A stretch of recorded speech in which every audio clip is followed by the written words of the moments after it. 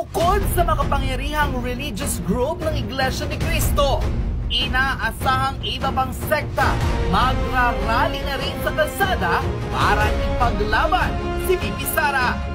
Bukod sa miyembro ng INC, tila aalis na rin sa kanilang mga bahay at tuluyang magwewelga sa kalsada ang mga religious group ng KOJC, maging ang samahan ng mga Muslim sa iba't ibang panig ng Pilipinas na ngayon pa lamang ay naghahanda na ng kinangkilos protesta para ipahiwatig sa tao at sa gobyerno na hindi dapat pinagtutulungan ng mga politiko ang Vice President na si Sara Duterte.